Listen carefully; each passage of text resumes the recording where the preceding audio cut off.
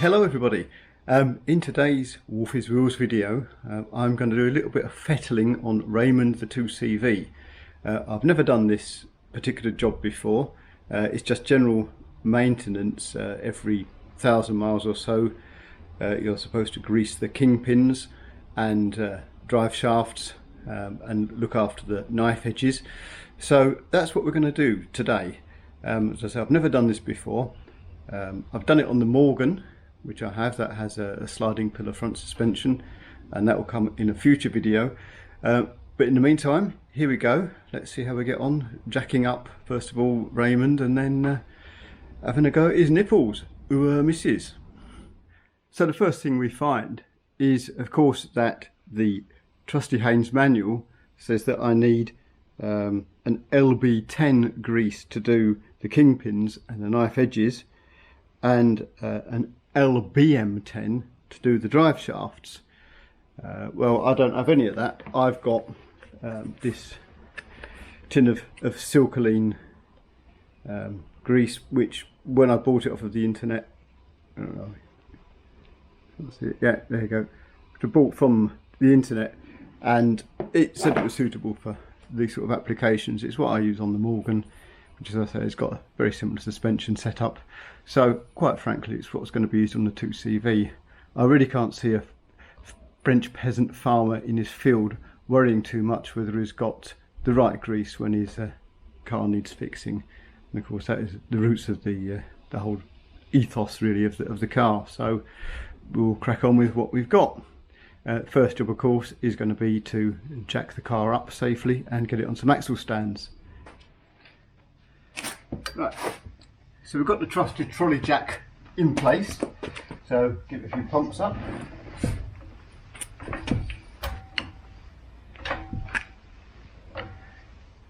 A lot of pumping, it's a long suspension travel.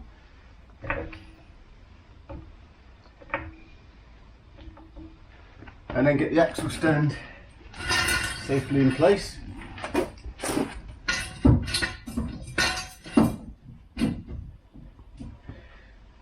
And gently let it down.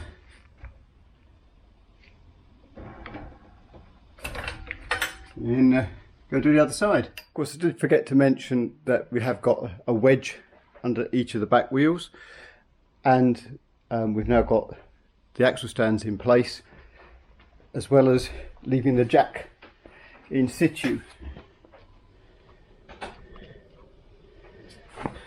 Yeah.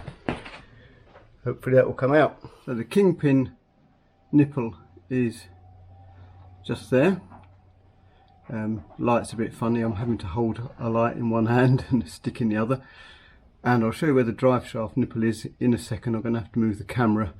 It doesn't look quite as accessible as this one. The drive shaft nipple is just there at the end of the stick. So they're not quite as accessible, but luckily on my grease gun I've got a flexible hose, for want of a better expression, so that shouldn't be an issue. So we put the end of the grease gun with the flexible hose onto the nipple, it's secure, and then pump the grease so it comes out. That's good. As ever with these jobs, never 5 minutes. The grease gun appears to have run out of grease, so I'll go refill. So here we go. Let's try again.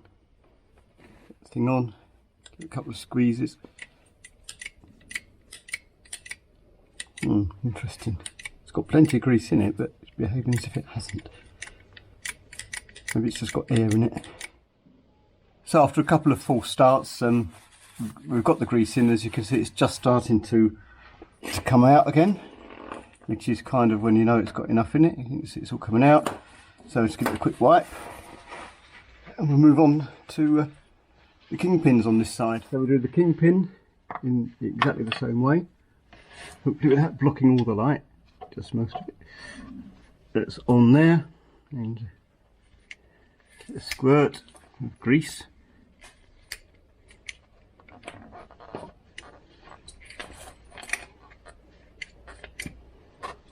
Looks like it's coming out already, so that's good.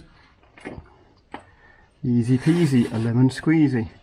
And one of the advantages of the 2CV is with the inboard discs, you haven't got to worry about getting grease on the disc brakes. On the Morgan sliding pillar suspension, very easy to get grease out of the sliding pillar nipples onto the disc brakes, which of course gives you all sorts of problems. Dealing with the knife edges is slightly different, insofar as there are no grease nipples, and all you can really do is pack them with grease to try and stop grit getting in. They are actually just here, so all you can really do is pack the outside of that with a whole load of grease to try and stop grit and muck getting in. A lot of people consider the knife edges as a consumable item, which I guess they probably are, but obviously anything you can do to prolong the life of it, well, why wouldn't you do it for the sake of a little bit of grease?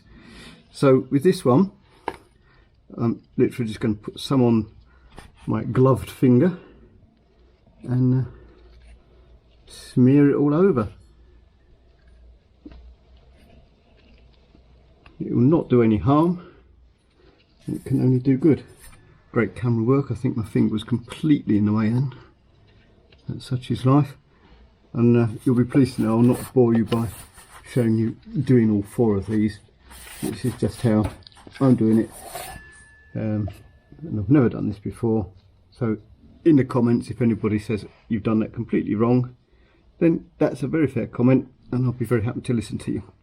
I've also been doing some other fettling on Raymond, because I noticed the other day that this wire here that goes to the indicator repeater on the outside had actually chafed through on the tyre. It wasn't actually attached to anything, it was just hanging loose, so I had to solder a new wire section into here between this very beautifully taped piece of wiring, and also drill a couple of holes in the wing to put this cable tie through, which is how it's attached on the other side. I also noticed that this is broken, so I've glued it temporarily. It'll be fine, but I'll have to get another one day. I actually quite enjoyed doing it, apart from the fact, of course, my soldering iron decided it would no longer work after giving me 20+ years good service, so I had to go and buy a new soldering iron. Then I couldn't get the right tips for it because I bought a 40-watt soldering iron and I only had 25-watt tips, so I had to use one of the 25-watt tips, which of course burnt out. Not a problem, I got the job done, and I've got some 40s on order, but they'll be about 8 weeks away. The other thing I'm going to do now, while the car's up here in the air, is start the engine and have a bit of a crawl around underneath, because I'm not sure whether it's got a slightly blowing exhaust leak, and that would be on the joint because the system is in very good condition, so it would only be a matter of tightening a bolt up, or it might just be me not really knowing 2CVs and they make a bit of a noise like that. It's also running slightly Rich's Raymond, which of course I wouldn't want to start interfering with that at all until I know whether everything else is right first. So I'm going to start the car up. The garage door is shut, but there's plenty of ventilation, and I'm not going to be running the car long, and I'll be recording, so hopefully I'll come out the other side. Right, so hopefully you can hear me over all this noise, but just here where my finger is a small hole in this silencer. So it's definitely got a leak, and I feel some bodgery coming on with an exhaust bandage. Might be a bit tricky because right above it is the other side of the pipe, so I can't really get a whole bandage around it there, so it could be a bit of a pain in the arse. Obviously ultimately I'll have to buy a new silencer box. Being a 2CV, it probably won't cost that much for the part, but fitting it will be a complete mare. Well, there you go. That's a little bit of fettling on Raymond.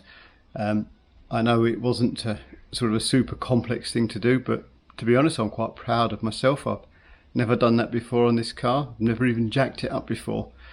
So it gave me an opportunity to have a look round the underneath of it, which is absolutely fine. I'm glad I found the small hole in the exhaust. It'll be something I'm going to have to fix. I may well film that, I might not. I might even outsource the job completely. I really haven't quite decided on that one yet. I don't have any cutting equipment in case I have to cut any bolts off and things like that, so I'm a little bit nervous about trying to tackle that. I'll probably budget myself get myself through for a few weeks, which I might film. May even tack to the end of this one, may put it out as an extra bonus footage. Anyway, if you enjoyed the film, then please give it a thumbs up. Don't forget to subscribe, it doesn't cost you anything, and if you do subscribe, hit that bell icon and then you'll know when the next videos come out. So thanks for watching, and we'll see you soon in further Wolfie's Wheels videos. Bye.